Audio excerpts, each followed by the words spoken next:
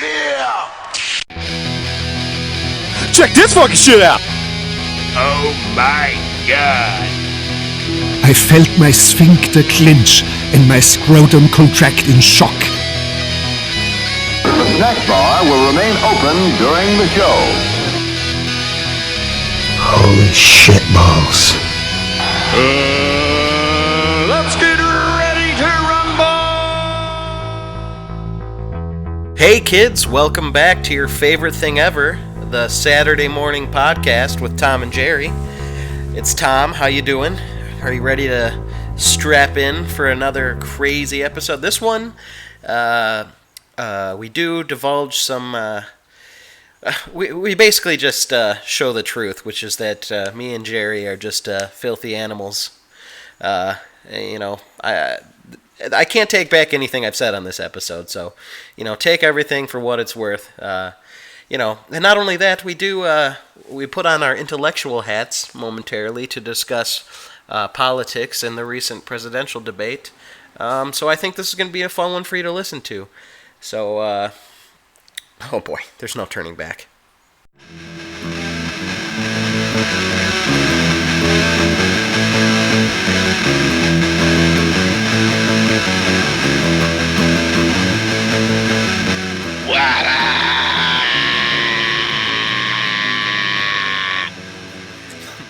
Good morning to you as well. Hello, sir.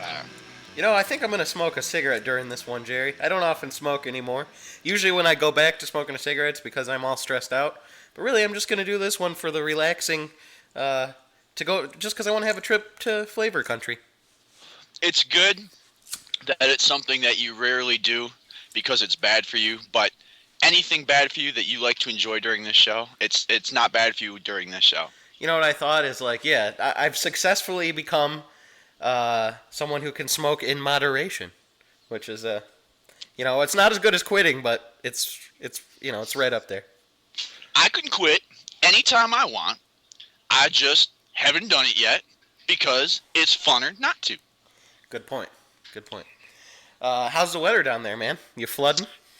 Yes, it's been raining nonstop for about the same amount of time that it took to completely destroy the world in the Bible with Noah's Ark and whatnot. So we've been playing a very delicate balancing game of run the sub pump, but don't burn out the sub pump and fuck yourself. And apparently we let our end of that game go a little too long, and so stepped outside of my King's Lair and went to go take a leak, and when my foot hit the ground, my nice fuzzy slipper, it made a nice sound, and I went, fuck. Oh, dude, that's a drag. I can't believe it's been raining so much there, man. I think God is flooding the earth right now. Oh, he's definitely he's up there like, are you serious? Trump? I'm not going to let this happen. I'm starting over. If that's the case, if just the fact that Trump has gotten this far warrants another Noah's flood, I'm down. The dinosaurs were going to vote for Trump, and look what I did to them. That's funny. The dinosaurs vote, and then it's no, time to go. Everybody out of the pool. We're done. You fucked it up. Yeah, we got a lot to get into today. I do want to get into the political debate a little bit because you and I watched it together via text, and that was an interesting show. That was like watching the aliens land and just start to rip through people with all their crazy ass weapons, and just about 100 feet back, stand back watching with you going well, that'll be us soon. Yeah, we let's get into that. Let's save that one for the end because I did remember that I had the cliffhanger from last week of the time I went to the Dr. Phil show.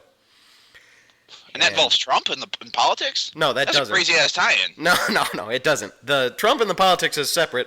That's going to be something we get into later. But I think first I need to address the cliffhanger I left us on. I do want to know when your and Dr. Phil's paths crossed, because I would have been quite convinced that would never happen. Well, it's a pretty epic tale, man. It was, let's see. I don't even know where to begin how this would happen, that Dr. Phil and I would be standing toe to toe shaking hands. But it did occur. You lock eyes from across the room. No, there's more to it than that. So, okay. I was, this was years ago, and so there's, not a lot of people know this, because I don't really talk about it. There was a period of time where I was like, it was probably about a year to a year and a half, where I was pretty, like, I had gotten, like, basically addicted to, like, painkillers, you know? And Damn. I don't know exactly how that would have happened, but it did. Well, because it's actually a crazy story. So, to start it off, this was a point in my life where I was pretty depressed. I had just been, I just got out of like a relationship that, in this relationship, I had to like move away with somebody. So we moved to like the UP, where there's, and I quit my job to go there because, I don't know, she convinced me to do it. I don't know how it happened. I was a young idiot, but I did it. That pussy. Yeah, it's quite a price for some sweet, sweet pussy, let me tell you. Because I went up there, you know, I lived there for about a year, and, you know, I don't know, long story short, maybe that's a different story, but things didn't work out. That's where we are in my life. I'm moving back home. I don't have a job. I don't have anything. I'm going back to live with my parents after moving, you know, out of a relationship that didn't work. All right. So, as I'm starting to put my life back together, I'm looking for a job, and my aunt suggests, my aunt is like a teacher at Baker College, so you get all kinds there as your students from all different ages to whatever. I went to Baker, I'm well aware. Okay, so she had an older woman in a wheelchair as one of her students.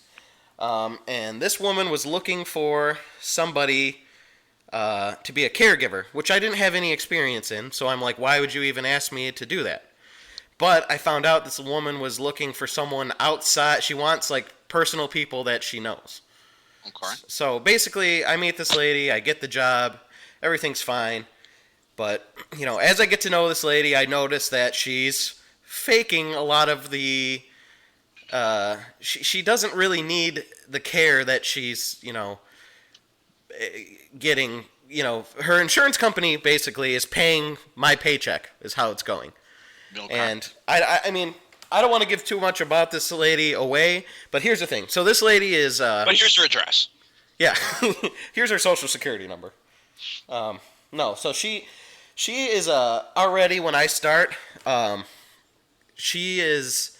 So she's had one bad operation, so that it damaged nerves in her leg, and so she sued the fuck out of this one doctor, got a bunch of money. Then she also, there's another doctor who she was basically, somehow he got scared she was going to do the same thing, so he just prescribed her any old medication, whatever she asked for. And so she was the one who was like fucking out of her mind on these painkillers. Nice. And so I basically, and she's just like I can't even explain this lady to you. Super racist, you know, it just makes a scene everywhere you take her, like in restaurants and shit. That kind of person, you know, she was like, you know, I think at one point she was threatening to sue someone from Baker College to just like pass her in the class, so she never had to go because she just, you know, she's a crazy motherfucker. But anyways.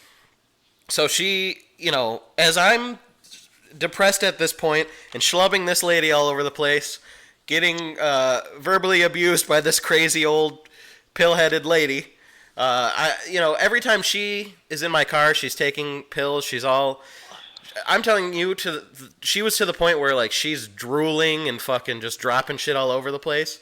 So it was not an uncommon thing that she would spill her entire pill bottle all over the place, right? So you started beating her. Yeah. Not only that, but whenever I had to take her inside, I would clean up the pill bottle, put everything back. So one day I'm like, man, fuck this. Fuck this day. Oh, shit, I can see it fucking happen. And I just fucking popped one of those bitches, right? Oh, dude. And however it would have happened, probably, I don't think I would, I don't have too much of an addictive personality or anything, and I don't think it would have happened so much if I wasn't in such a depressive place, but I was fucking Sid Viciousing it with those pills, man. It kept becoming more and more of an, you know, I would do it more often. It was a more common thing. Oh, dude, those pills are so crazy addictive. And I wouldn't know personally, but I mean, I've had family where it's like, that's exactly how the shit starts. Because you don't start off with the very highest dose you can possibly handle, but it's amazing how quickly your body absorbs that shit. And it's just like, yeah, come on, one more. Yeah, I come mean- on, pussy. Yeah, yeah, it is. It really is. It's just like I don't know. You take one, and then it's like you're done. You're like, I mean, I guess especially if you're like, there's no other way to get high while you're at work, and that's readily at your disposal, and you're just like, kind of depressed, and you're like, fuck this lady, and you have all those emotions of that. So that's, I was taking that shit a lot. Man, One here, one there. All right. So now here's another thing. She had some kind of like nerve specialist that she would see twice a year, who was in Nevada. So where would we stay when we went there? Las Vegas. Dude, this So- is insane. So I've been to Las Vegas 4 or 5 times with this lady. And it's usually for a week at a time, and I'm not the only caregiver that goes, so we all get a room when we go and everything. And so we just take turns, kind of like, getting this lady around the city, taking her to doctor's appointments, things like that. So it's like basically me and one other guy. And on the days when it was his turn to drive around and stuff, I just had days off in Vegas, right? Oh, sweet. Which is pretty cool, but if you're by yourself and you like to take too many pills, it's a weird experience. Oh, in Vegas? Oh, man. Yeah. So I'm in sunny Las Vegas, high on fucking painkillers, walking down the street. I get to, everyone knows if you go a little bit off the Vegas strip, you can drink somewhere that's not going to cost you an arm and a leg, and you don't have to gamble, that kind of thing. So that's what I do. Go slightly off the strip, not into like a super ghetto area, just slightly off the strip. But there's this little bar that looks like a fucking... It's just got like a patio outside. It just looks like a standard bar, so I'm like, oh good, it's not flashing lights and whatever, this and that. I know I'm not going to spend an arm and a leg, so I'll start drinking here. And, which is also not a good combo with pills, so I'm doing that. I'm drinking and I'm high. And I start to see that this lady on the other side of the patio is obviously a prostitute. She's Ooh. a lady of the night, Jerry. A desert woman. And I start thinking to myself, because I know she is because I'm starting to watch her, like as I'm people watching.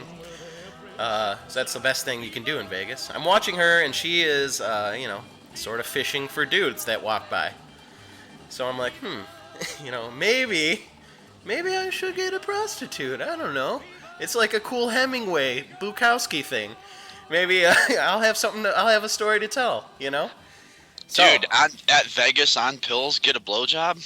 What's That's- not to like? That's a that story was- everyone should have. that was my thinking at the time. Yeah. Yeah. So, Get some gonorrhea, a little something fun for the weekend. and by the way, this story that I'm telling about the prostitute doesn't exactly tie into the Dr. Phil thing. It's not a key element, but I think it's a funny story, so it's going to be in this mix. It creates a foundation for an incentive for why you'd want to go to Dr. Phil. Like, man, I've been to Vegas. I've done some pills. I did a hooker. Let me see what you got to say. So, Maybe I'm doing things wrong. Dr. Phil's like, damn, that dog really don't hunt. No matter how flat you make a With you pancake. next time. Yeah. Now, when you get a prostitute in Vegas, it's important to remember, no matter how flat you make a pancake, it's got 2 sides. Oh, shit. Anyways. That sounds like a show. I kind of want to watch a show now. No, I wasn't like a guest on the show. I was just in the audience. But anyways, All right. That would be awesome if I was on Dr. Phil. He's like, he's addicted to pills and Vegas hookers. Let's bring him out. Like, It's anyways. not too late, man. You can still, there's a chance, but continue. No, okay, so I'm considering... I walk by the hooker, and just as I thought, she's, propositioning. I'm Do you remember what she said? I just think it was like, you want a date or some company or something like that. I knew what she meant. Your balls cold there, hotshot. And so basically she tells me $40, that's what it's going to be. So I'm like, all right. Well, maybe I'll go get out some cash. So I do that, and when I get back, I mean, it takes a while. There's a line for the fucking ATM because you're right outside Vegas.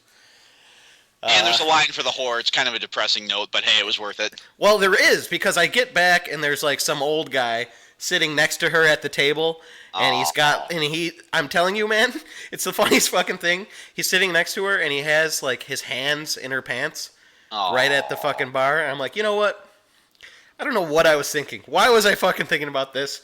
And I just leave. I'm like, why the fuck did I ever even consider doing that? I'm glad I didn't do that. What the fuck? So I never actually got that prostitute, but some old guy did get his hand down her pants in the bar. Yeah, because you don't want to go down there and have it be real warm. You're like, oh man, this is nice. But the reason it's so warm is because Grandpa's hand's been keeping him warm right up till you got back. Yeah, I like to think that people using this show to judge my character are now breathing a sigh of relief, like, oh, you didn't get a hooker, you know? Your pussy smell like Old Spice. Oh, dude, it probably did. Oh, but anyways, so then after that happens, I'm like, all right, I'm walking back to our hotel on the strip, on the fucking Vegas strip again. As I'm walking up to our room, my room, which is basically, you have to walk through the casino to get to the elevators to get up to the hotel part of the place. So I decide, fuck it. I got the $40 out. I might as well gamble that $40. It's $40 I was going to use on a broken down pussy anyway. So I'm doing this and I start winning pretty well. And there's two chicks next to me. One's really hot, one's not that hot. I mean, she's okay. She's average looking, whatever.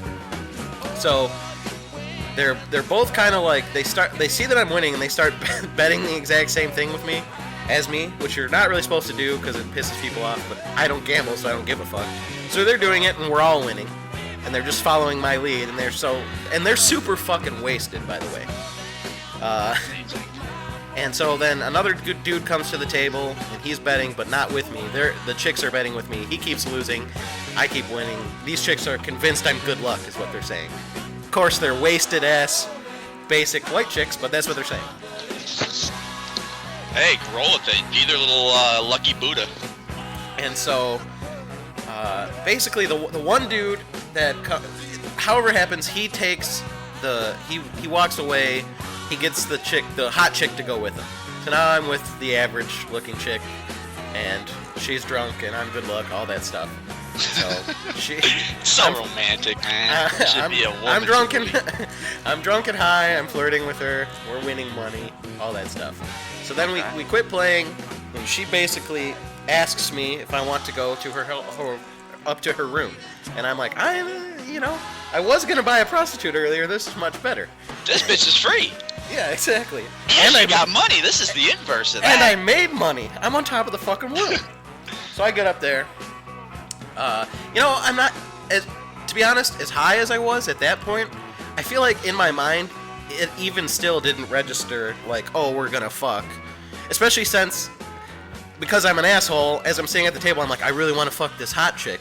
And as the hot chick leaves with another guy, I sort of am like, it's not recurring into my mind, well, I'll take this chick, It's just more like, well, this chick, I have somebody to hang out with in a place where I don't know anybody, and the only person that I'm there with is a fucking pill-popping old lady who I hate. You know what I mean? So lesser of two evils for sure. So I'm like, Okay. I think in my mind, even still, as we were walking into her hotel room, I'm like, okay, we're gonna hang out. I don't even think I was thinking like we're gonna fuck or any. I don't know what I was thinking at that point. But at this point, she sits on the bed and she just kind of like lays down, so her legs are open, and she's wearing a dress. I'm seeing everything. I'm like, holy fuck, you're not. And then she does, and it's a very classy move to win my heart. Is she just moves her panties aside, and there's her whole vagina. It's out in the open, in the elevator. Ta-da! Yeah, and I'm like, oh, fuck. Well, I guess I'm doing this thing. It's smiling at you, honey. Yeah. So I did that thing. We were fucking, and you just walked up, like you were kind of walking up to the bar, just like, well, this is where this goes. Basically, I'm like, well, you're okay. I guess I'll saddle up if you're presenting like that. This never happens to me, so I'm definitely gonna do this. I bet she was really turned on by the okay look on your face. Yeah, she probably was. Well, she was wasted, so I don't think she gave a fuck about anything. And so, you know, it's happening. As it's going on, I start to realize, like, this is taking forever. I start to realize, like, I'm the man. I'm lasting fucking forever. And then I realize, as way too much time goes by, to the point where I'm fucking and I'm starting to get bored, I'm like, oh shit, I'm just really high and drunk and I'm not gonna come. That's the whole thing. I'm never gonna end. It's never gonna finish. So, and I'm wearing a condom, so don't worry, everything's good. Because I remember going like, okay, I'll just have to fake it at this moment, like, oh, I just came. So I go, I'm like, you know, she buys that. I go into the bathroom. I take off the condom. I throw it away or flush it. I don't know what I did. It's gone. And then when I come back out, she's just passed the fuck out, just wasted, snoring. I'm like, oh, well. She's dead. No, she wasn't dead. But I was like, this is an awkward scene. I'm just gonna get out of here. So I took off. As I was walking, I went down the elevator to go back out. As I was walking out, there was a guy like, hey, how about some free Dr. Phil tickets? Like, they just give shit away like that in Vegas. I'm like, amazing. And the only reason I would have ever got those Dr. Phil tickets because I went to her hotel instead of ours. So he was at the front of theirs. So I'm like, and I know in my mind, I'm like, this lady that I'm here with fucking loves Dr. Phil. I've seen every episode because that's what this lady like watches on TV.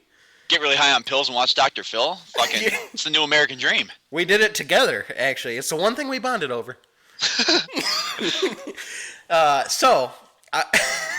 It's funny that all that lust and depravity and drug uses and shit brought me to a place where I could get Dr. Phil tickets. But no, I know. It's good that you told that because it's so important to give. If you were just like, okay, so I'm at the Dr. Phil show and you start from there, so much would have been lost knowing that where you had been prior that day and that led up to, okay, and now I'm at Dr. Phil. Makes it so much better. I mean, that story, I'm ashamed of most of it, but it got us to where we are now, which is I have 1 bonus points with this lady who hates me and I hate by getting her Dr. Phil ticket. She's like, oh my God. Oh, here's the other thing. It was perfect. She was also seeing, like, one time only. We were going to drive from Vegas. Like, usually when we go to Vegas or go to Nevada for her specialist, we just go there, stay in Vegas, and we fly back. This time she has to see another doctor who's in California. That's about 2-3 hours away. And that's where Dr. Phil films his show. So it was perfect. So it's a dream come true. So now it's her, I, and the other caregiver guy.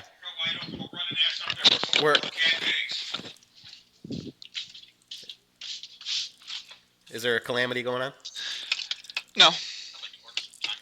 Are you dealing with flooding issues? Yeah, you know, just the usual. Sorry, you're good. Okay, anyways. Long story short, all 3 of us were at Dr. Phil.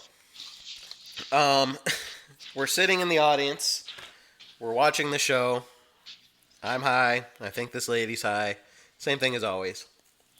So Dr. Phil, he does the whole show. It's about like some guy who I forget. He's I don't know. It was a ridiculous show. The guy's like too lazy to go out and get a job. He lives with his parents. He's like 40. He's like taking advantage of them for money. All these different things. So it's me in like 5 years. Maybe if you plan on extorting money from your parents. And Fuck this you, guy. Phil! Not only this, but this guy was too lazy to even leave his room most days, so he just like shat in a bag and stored it in the corner. And his mom had to clean those out of his room, and she just did it. She's like, "I love my son." Oh, so now I can't do that either. No, I'm sorry. Dr. Phil would frown on it. Fuck the Phil. So the show ends. This lady, at the end of the show, everyone walks out in a line, shakes Dr. Phil's hand on the way out. This lady makes sure to be last in line so she can stop him longer and talk to him longer about shit. I can see this happening in her head. So we get there, and she's just fucking, high out of her mind, and she's blathering about how, like, what a loser that guy was. And it's obviously, I'm pretty sure Dr. Phil's show, a lot of it's fake. All right. So she's blathering about this guy and like her opinions on what he should do and what Dr. Phil should have told him and all this shit. And you know, as I shake hands with Dr. Phil, I look him in the eye as she's talking, and him and I make eye contact, and we both roll our eyes at the same time. So Great. That's me and Dr. Phil. We both look at each other. We're just like, oh, fuck this bitch. You know, it was like one of the greatest moments in history. In my history of my life. Sack of crap around, all goofed up on her happy pills. Yeah. Jesus Christ. You want a beer and some pills and a hooker? You know, I'm just a good old boy, but that lady's a cunt. Have a nice day, folks. Yeah. Show. Until next She's time. really a cunt. Well, then, so there's that story, man.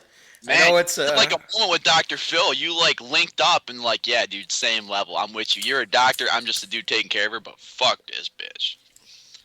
Yeah, how many people get to do that? Anyways, since then, I quit working for that lady. I don't take any pills. I'm a much different person. That was in my younger days when I was a fucking idiot.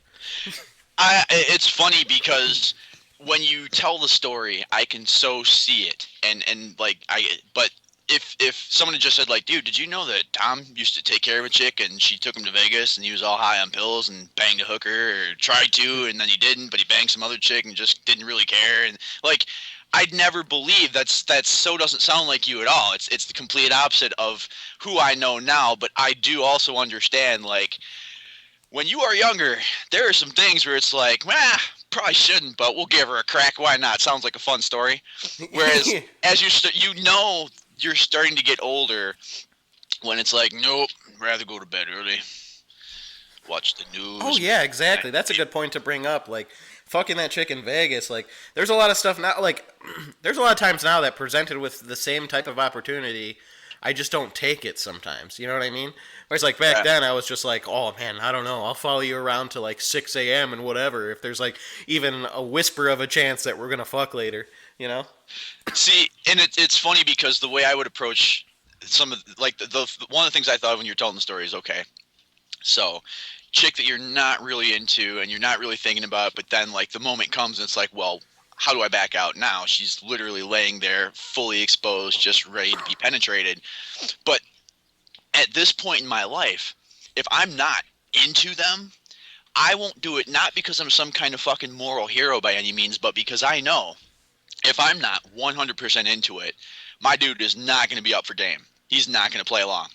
And so then I'm the asshole, and the last thing I need in my day is some bitch I'm not even into chewing me out because I can't get up for it. It's like, look, I'm not that sorry. There's nothing I can do. And by the way, your face isn't helping, nor is that. Put that away. Exactly. You know, that's the thing, too.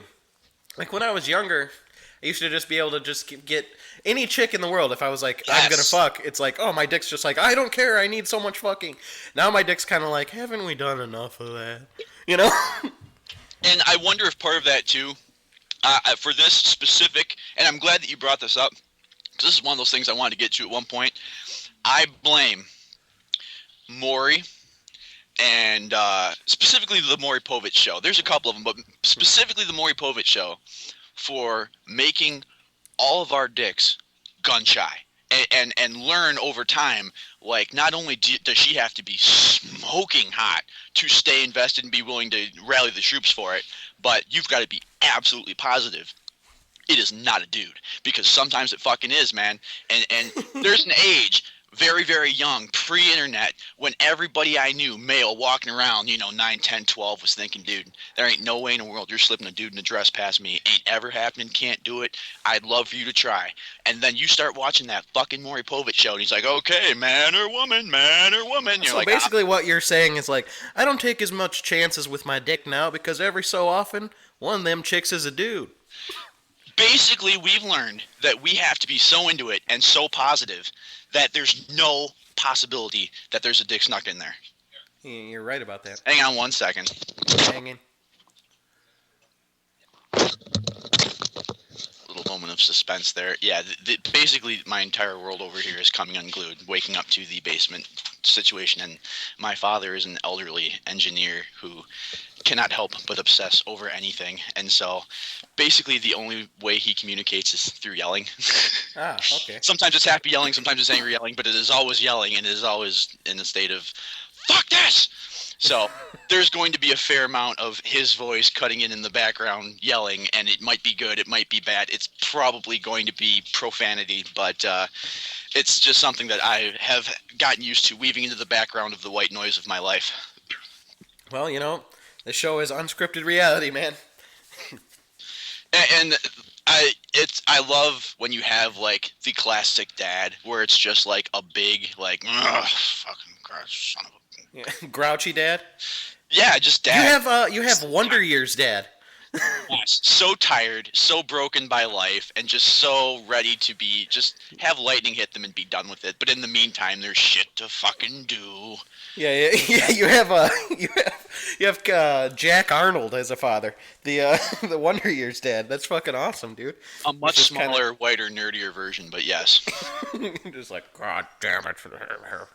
Because that dude looked like he fought in World War II, and my dad looks like the only fighting experience that he has ever had is pretending to walk away long enough to get the guy to turn around and then punch him in the back of the head and run like hell the other direction. And that is an absolute true fucking story that he tells with pride. Really? Yes. He's like, I outsmarted this fucking guy. He tried to step up, and I made him think I was walking away, but then bam, and I took off. He's like, I made things look, like I was up for it right up until the point where you could tell, like, okay, now it's going to be a fight. And then he's like, I act like I was going to walk away. And so I walked away a couple of steps. And as soon as I knew he turned around, I whipped around, punched him in the back of the head, and ran like hell. It's like, that's just that we should have that immortalized in like an oil painting and hung over the family crest. That's, that day our family name was made. What I wonder is, what was the fight in your dad, the fight with your dad and that guy? What was it over? Do you know? My dad went to a very, very small, very poor high school downriver, and while he was going there, like I think maybe sophomore year, junior year or something, it closed. I'm gonna play like some CCR in the background of this, so it's like the movie of your dad's fight with this guy. And they, some shit like that. It's good. I'm gonna put it right here. When his high school closed, they had to ship all the little poor downriver kids over to the closest high school, which was a little bit more of like a nicer, not rich, but an upgrade from where they were, at least income wise. And it was almost like 100% Polish kids. So as these kids came into the school, if they were like the outsiders, they were the outcasts, they were the Sneetches without stars upon theirs, and so they were really shitty to a lot of those kids, and the smaller that you were and the easier of a target, the more likely they were. And so my dad was, maybe 86 pounds soaking wet in high school. He's a little dude. And so they were fucking horrible to him. And to this day, he is the most racist person on the planet. And it's funny because he will say nigger and say things like that, but not in a racist way ever. I've never heard my dad actually be racist towards a black person, brown person, anything like that. But if you're fucking Polish, deep down somewhere in my dad, he is just ripping you apart in his head. And he has 1,000 Polish jokes. They're like blonde jokes. And he just is relentless. And it's hilarious to me. That's perfect. I am Polish too, and I can withstand a fair amount of Polish jokes. So I hope to meet your dad and tell him immediately that my last name is Zielinski and it ends in SKI. When you're here, I gotta have you come by because you gotta check out the place. It'll probably be under 3 feet of water by then, but we'll have a good time. And as soon as, and I'm calling this now. This is like Babe Ruth pointing out to the right field where he's gonna hit the home run. When you meet my dad and you tell him that you're Polish, the first thing he's gonna say is, "Don't worry, I'll talk slower." Perfect. Dude, I just want to be just roasted by your dad when I get there. I'm looking forward to it now, actually. He would, when you were asking me, when you were mid-story, and I didn't want to interrupt you, which is why I didn't say it at the moment, but when I had to go upstairs real quick, and that was him, obviously, in the background, very loud, and he was actually roasting me for the 4 seconds I was up there because I got my headset on, and I've got my tablet, and so whenever I've got my headset on and I'm talking, he makes fun of me, and so he was saying to me, "Hey, I'd like to order some Time Life magazines." Dude, that's fucking funny. I like that. I think I enjoy a fair amount of like Polish jokes being said to me because it's like the closest someone can come to being like racist to a white person. You know? Well, yeah, it's honestly, I think that being racist against like Eastern Europeans is probably the most accepted racism that there is. Cause yeah, not only that, but it doesn't faze me so much because I have zero culture. So I'm just like, you know. Yeah, no, like it's not the way it was like when everyone first came to America, where it's like the neighborhood you lived in was the ethnicity that you were. So if someone says shit about Italy, they're talking about, or Italians, they're talking about your whole fucking block, and you got to go kick the fucking Irish guy's ass or whoever it is that's talking shit. But like now, we're all like so, like multi-culturally like breaded. A French guy fucked an Irish chick, and then they had kids, and one of them fucked a Swede and a German and a fucking Dane, and we're just such a mishmash of European mutt that now like you can just have anyone say anything about any of those Eastern European things, and it's like, yeah, I'm 25% that, but it's kind of true. Yeah, exactly. You're like, there's a little bit of that in me, but fuck it. We are kind of dumb, actually. Yeah. So, did you have any topics you were kicking around? I wanted to just, I was hoping that, because I wasn't quite sure how many dark, depressed, depraved type stories that you had, but I was hoping that you just had a whole artillery ready to go, and I was just ready to strap in and take in as many as you've got, because it's one of those things where I wanted to see what your stories brought to mind and just go from there, because of course I got all kinds of dark shit. But I don't know if you remember when I was starting to introduce the I pooped a word, and Karen's like, so wait, is this a repressed memory? Like, how has this not come up before? And it's like, man, it's amazing how much dark shit is packed in there, and as soon as you start to talk about dark shit, it loosens up some of these things that have been kicked to the back. It's like, oh wait, I remember this. Yeah, exactly. We should go down. This should be like a psychological episode, man. We should go deep. Yeah, just start. It's gonna be hard. Yeah, it's gonna be hard to make some breakthroughs. But I mean, did you uncover anything? Oh, I related to just about every part of that story, and I'm surprised that I've never dabbled with pills, but that's probably got a lot to do with my mom being on 300 of them my entire life, and just seeing that, not wanting any part of them. But I totally understand and relate currently to the whole like hooker stripper dilemma, because it's like when you're a single guy and you've got any money at all, not much, but any, at the end of the week, if you got $200 saved up, you can go have yourself a good little, hour or two at a naughty place. And there's some around here that are pretty naughty, I have to say. And yeah. But it's so funny, because what you were talking about, where it's like she's talking to you, giving you some attention, like, hey, look at you, all big and strong and handsome and probably well hung and rich, and let's not focus on that, of course. But hey, look at you, all the things that you're not. Yeah, you're like, Pants. hey, I am all those things I'm not. And so it's like, okay, yeah, Oh, nice. So it's at first it's, oh, okay, she likes me, she wants to do things to me, this is gonna be fun. Sure, I gotta pay for it, but she's into it, I'm into it, we're gonna have a good time. And then you go to the bathroom, or you go grab another beer, and you come back and you look at the same chick, and she's like sitting on the head of someone who's like 84 with like an oxygen tank on, just like, oh, your butt. But that's exactly the feeling that I got when I came back and the old guy was with her. His hands in the pants, everything. It was a filthy scene, which brought me back to reality. Like, what am I thinking? Or even if like whoever it is, it doesn't even matter if it's an old dude. If it's a dude that's, like basically you could have walked in with and might be even like one of your, like, I was there with buddies, and I'd been there once, and I was coming back there this time because I'd had such a good time the last time. I thought, number one, I've got to bring people with me next time, because I just went by myself to check shit out, do like a scouting report thing, like a field report. And so when I came back for the guys, it's like, okay, there was this one chick the last time I was there, and I definitely would like to spend a little bit more time with her this evening.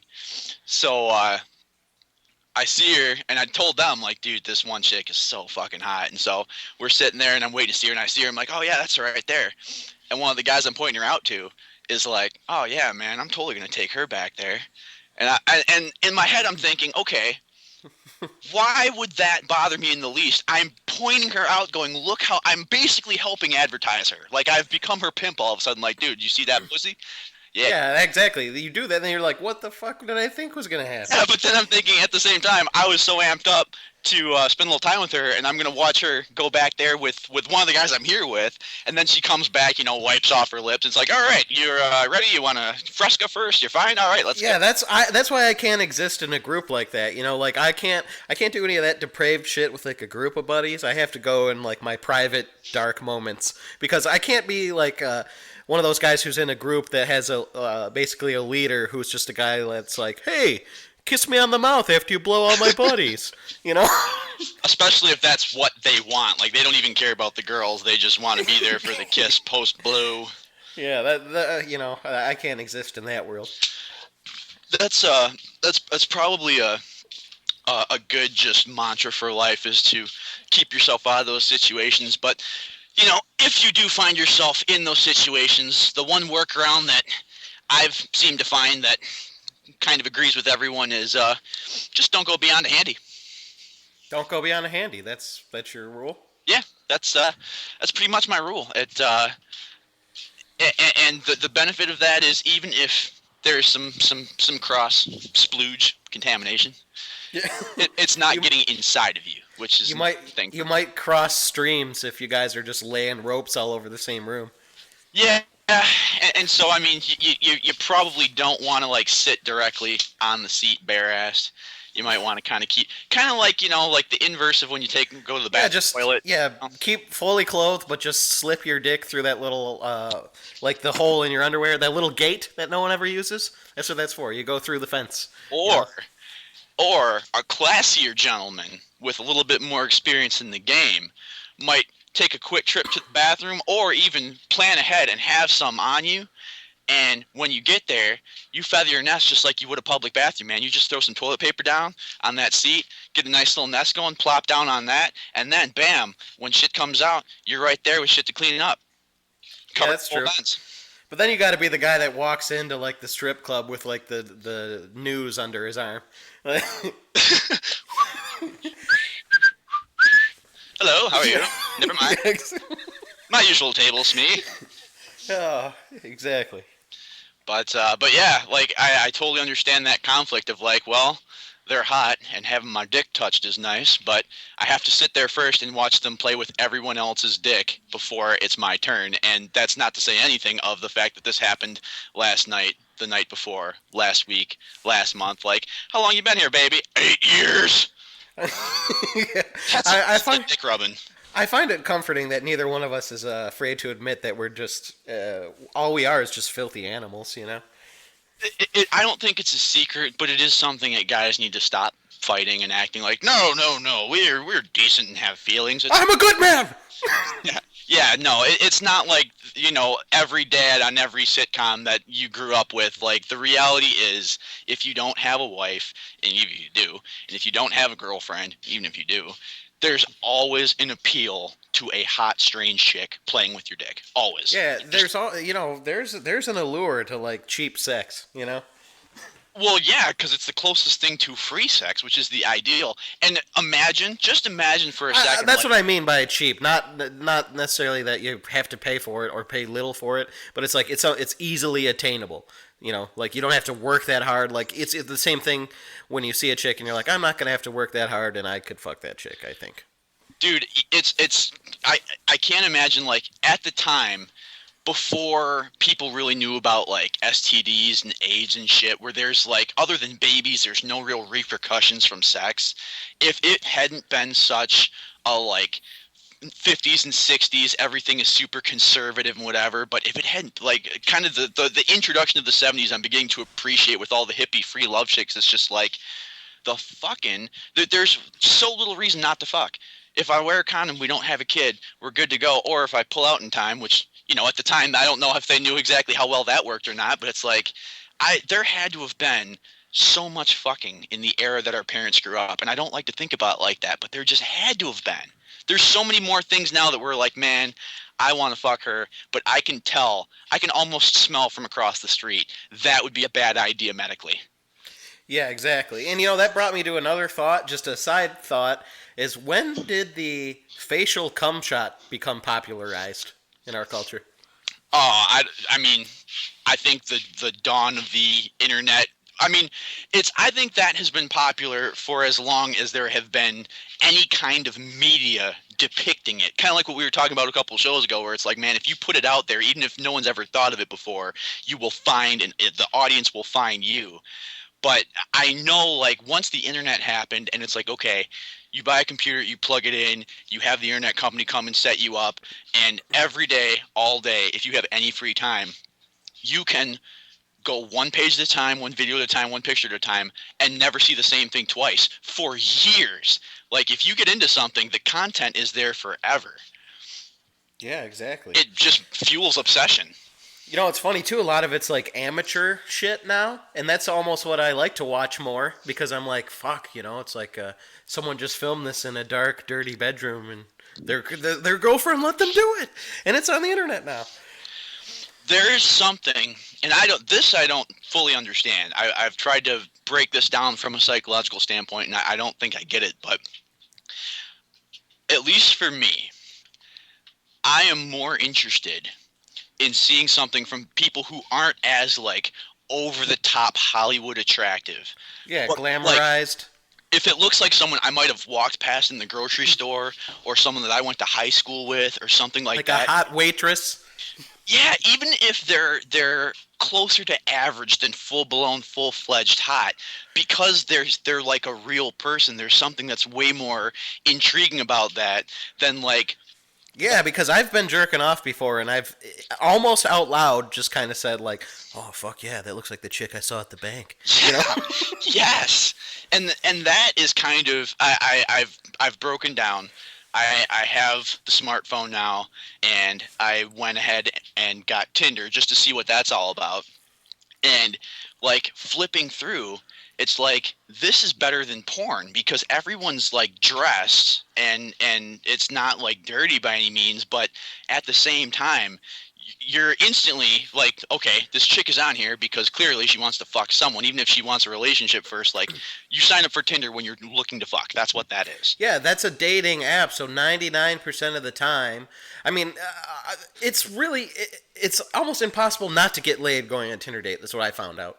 It's like, even if you don't think it's going to happen, it's like, if you're even just halfway nice to, like, I think a lot of chicks on Tinder, and I know this can't be everybody, and I'm generalizing, but a lot of them just, like, every dude they've been with has just been an asshole to them. Because otherwise, why are, like, these kind of, like, good-looking chicks just resorting to the internet? Like, just, they're not dipping into, like, a dick pool because they're desperate to find dick, but when you go out with them and you're nice for even a minute, it's usually going to end up with, like, to your benefit because, you know...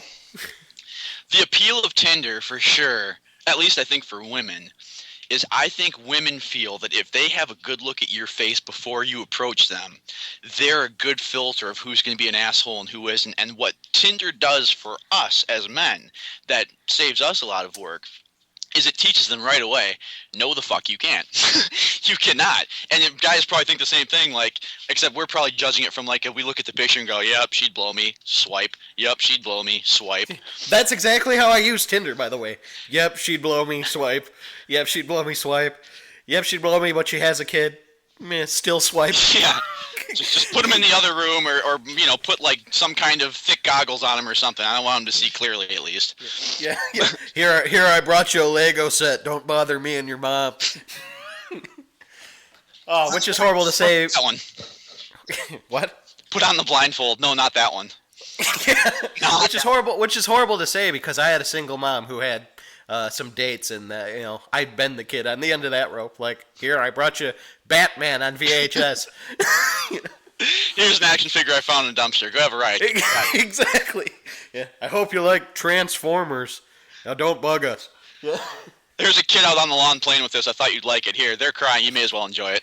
Yeah. And that's something else I've thought of too, and a kind of a different stroke altogether from the stripper whore type things. It's like, okay, at this point, I'm going to be 30. So chicks that I meet, whether it's I'm hooked up with them through somebody or Tinder, whatever, the likelihood that at a minimum they've been married before and at a maximum they've got one or more kids is getting statistically higher.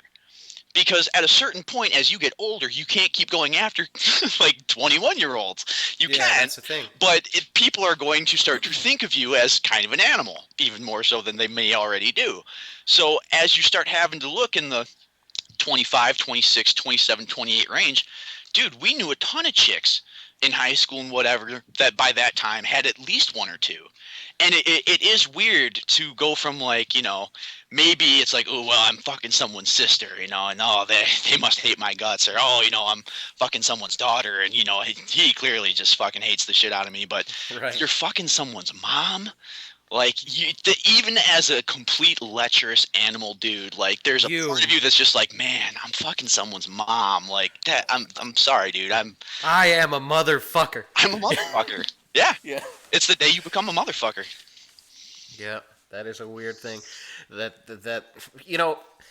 Okay, let's talk about something I think with the rest of this episode we've totally proven ourselves qualified to discuss, and that's politics. Oh, man. Who doesn't like talking about politics? You and I watched the presidential debate between Trump and Clinton. We watched it together, texting each other the whole time, and High as it was shit, thank God. high as shit. Yes, Thank and it was fucking great, dude. I felt like I was watching the WWF with you, man. That's what I felt like. That was, I don't care what anybody says, Vince McMahon was behind the scenes on that somewhere. Like, that just had every smell and texture of one of his artistic works. I like that Clinton was wearing Kane's costume from the early 90s. Oh, man, she was seeing red, she was wearing red. That was Trump's blood. Like, she dug up some bodies, she did some DNA work. That was authentic, replicated Trump blood, and she wanted him to smell it on her. The big red machine is what I call her. She is, man.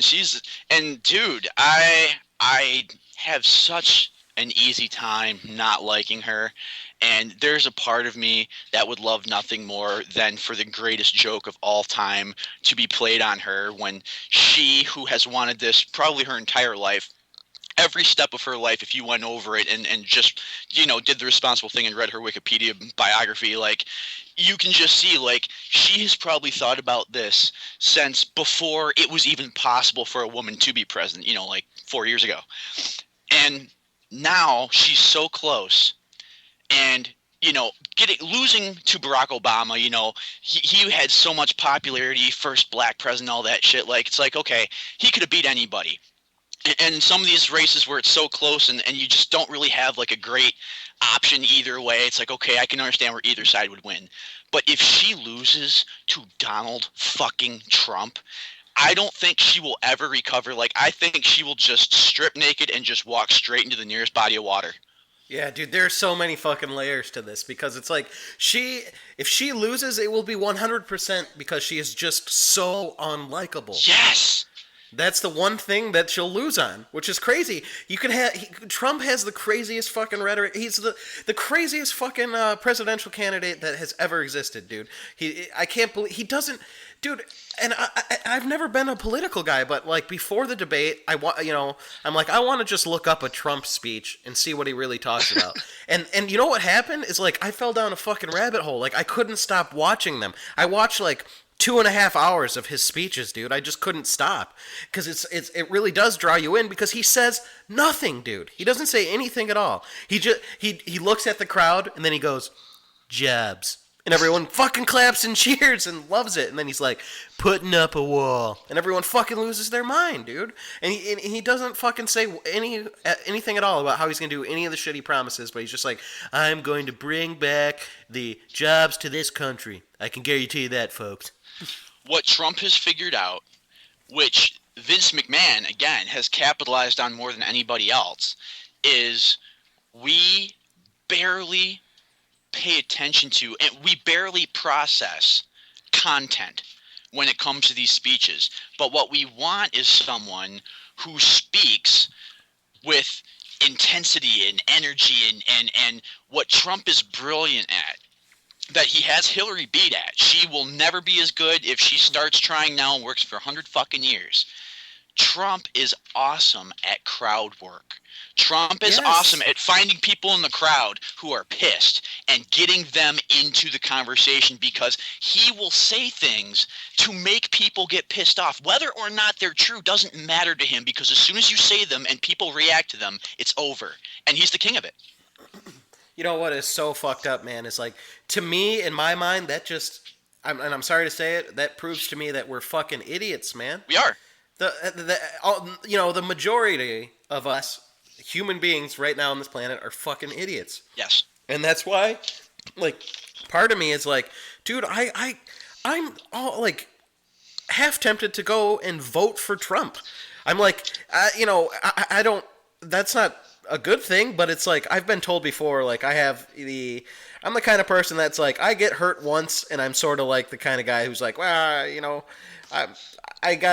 this was a bad time one time, so I'm just gonna pick up my toys and go never play with anybody else ever again. But it's like, that's how I feel in this, because it's like, you go online, you watch people that are your friends or you have grown up with. Like, I see like Facebook of a kid that I fucking used to play Nintendo with when I was in like 5th grade, and now I see him fucking blathering on about how Trump's the fucking guy for the job. And I'm like, dude, it's weird how you see that change in somebody, like, it's like, it's fucking crazy, man. You watch people, you're just like, you have an overwhelming feeling right now of like, man, it's what we fucking deserve it. Like, if this is the guy that ends it, like, I'm ready for it, man. We're just like, we're a fucking, I hate to say it, man, but it's like, maybe we should be done, man. We should just be done as a species. Trump 2016. Oh, I can understand both sides from the perspective of, I hate the other one so much, I'll vote for whoever the other person is. Like, I can understand anybody hating and not trusting Hillary Clinton so fucking much that they will vote for Ryan Seacrest. They will vote for Guy Fieri. They will vote for a fucking mannequin in a fucking ballerina suit. Like, whatever the fuck it is that they put on stage across from Hillary Clinton, I'm voting for that. If it's a donkey in a party hat, I'm donkey in a party hat for 2020. I get it, and it works both ways. But I'm telling you right now, there's no one else on the planet, I don't think, including all the things I just named, the donkey in the hat. There's nothing else on this planet that would have made me vote for Hillary Clinton except Trump. But yeah. Trump, and I haven't 100% made up my mind, because I'm going to go all the way to the end and hear everything that's said. But the thing that scares me about Trump is things that he has used to build momentum are fucking wrong. Like, the shit that he's saying. And this is, to me, what's important between the two. Because whether or not Hillary means the shit she's saying the right things, or closer to them, what she should be saying. And people are going, well, I like that Trump says the wrong thing. It means he's not one of them. It means he says whatever he feels and whatever he thinks and whatever he wants, and he's not manipulated by anybody. And it's like, that's great. He's saying the wrong fucking things. What we don't need is a fucking wall. What we don't need is someone that fucking hates women with his finger on the button of women's issues. Like, all of this shit affects us. At the same time, it's like, I am so, like, right now, I am just so downtrodden that it's like, and everyone hates it when I say this, but I'm pretty sure I'm just not going to vote, man. And I know that that's a fucking wasted vote, but it's like, for me, I just care so little about what happens anymore, because right now, we're in the predicament we're in. It's fucking Donald Trump that is a ball hair away from becoming president against Hillary Clinton, who I dislike just as much. I think, it's almost insane to have to say that, but it's like, I think the best position is to just not vote and just stop caring about the fucking state of our country. That's just where I am right now. I just can't bring myself to even give that much of a shit. Like, I'm entertained by it. I can't stop watching it. I can't wait to see what happens next, but I don't almost want to have a single part in it. It seems like, regardless of what you do, it doesn't matter.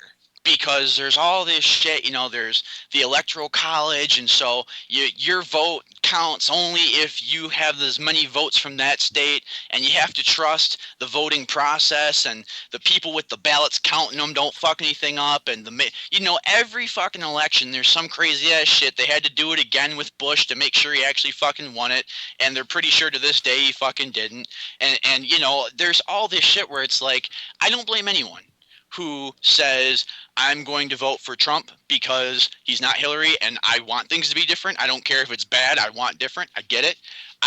And you know, whatever you do in November, I understand that side of it, but the reality of Trump as the commander-in-chief scares the ever-living fuck out of me a hell of a lot more than Hillary, if for no other reason then.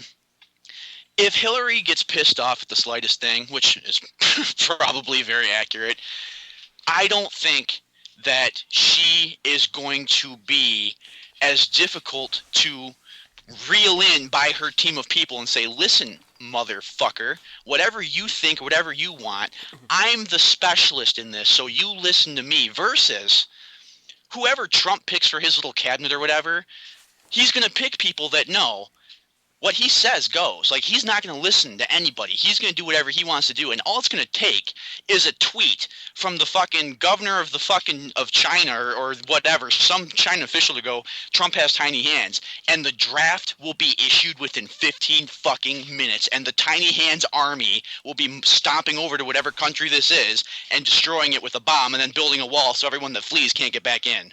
Yeah, dude, it's gonna be fucking.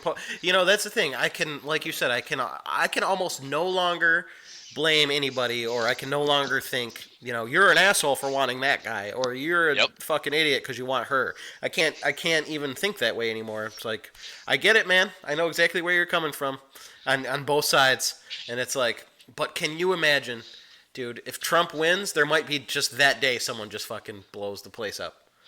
Trump winning will be the closest I've come to the moment when Hulk Hogan became a bad guy in wrestling, where it's heel turn. Oh my heel turn. Oh my God, Trump is the president. Trump is the president. Oh my God. Oh, yeah, dude. That actually. Oh my God. You know what? I hate to tell you this, Jerry, but you just convinced me to vote for Trump. You know why? We've always been America's superpower. It's time for we took a heel turn, dude. Let's just see what happens. Let's just be heel for a little while. God, that's so funny thinking of it on like a political scale of like, you know, America was the good guys and all of a sudden it's like, now we're friends with Russia and North Korea. Swerve! And we fucking bombed Tony Blair's house. Bah, swerve! Oh my God! Oh my God!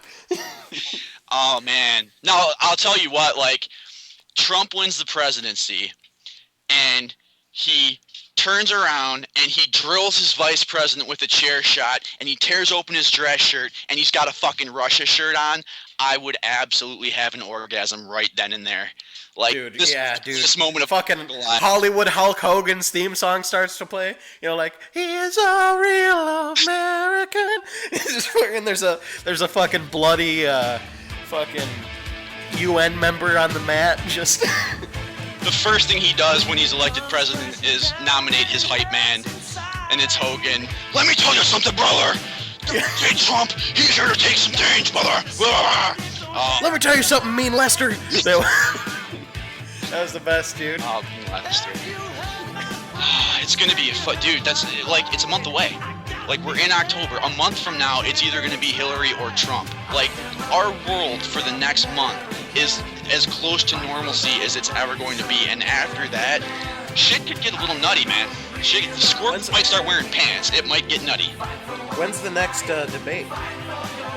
They gotta be soon, man. They gotta be packing those fuckers in because, again, like, there's a month left. If they do them 2 weeks apart, they're gonna have one like right before the fucking vote. I think I'm looking online. I think it says October 9th. Oh shit, that's coming up. That's like not this week, but probably like next week, Monday, Tuesday. Yeah. I will be watching every single one of those, man. It's Sunday, October 9th. It'd be half tempting to... Sunday! Trump versus Hillary in a hardcore Falls Count Anywhere match. Dude, we should think about podcasting through at least one of those remaining two. Dude, if we can make it work, I'll try. I don't know if I'm that technically skilled, but even if we don't, we're gonna watch that and just we're gonna follow this to the end. Because I really wish that I had recorded the exact moment when I heard Hillary Clinton pull out I've got the drapery hangers that you didn't pay in the audience tonight. Like, that was some straight up like, okay, we're going off the fucking rails. We are leaving orbit. We're getting fucking wild now. It's game on. Oh my God! It's the drapery workers, JR. The unpaid drapery workers are in the ring. The drapery workers are in the ring. The drapery workers are in. Oh, all right, man. Well, we're hitting an hour. I think we covered a lot of important and controversial topics. Yeah, we've covered everything from hookers and pills to the presidency of the United States. So I think we've kind of covered everything that makes America great. If there's any listeners out there still listening at this point, bless your soul. Yeah, that was the beginning was probably more fun than the end, but it may be the end itself, so it has to be discussed. We did the responsible thing. We did. We performed our civic duty. All right, man. Until next week, have a good Saturday. Vote for me, Lester! Hey, that's something everyone can enjoy. One man living in his parents' basement. Another man terrified of commitment and not sure what he wants to do with his life. They come together to create the world's greatest radio podcast. Gun to your head, do you think it would be easier to put suspenders on a diapered kangaroo or an ostrich in pantyhose? You know, I can't come unless I get a coffee piss to the face. Yeah, like he's locked in a dog cage in the closet, and like there's like a monkey on top of the cage stunning him with like a cattle prod, and like he's watching them through a peephole banger and like calling him an asshole or something. Like, That's why there's so many Native Americans like, I have never been a fan of Slayer or Anthrax.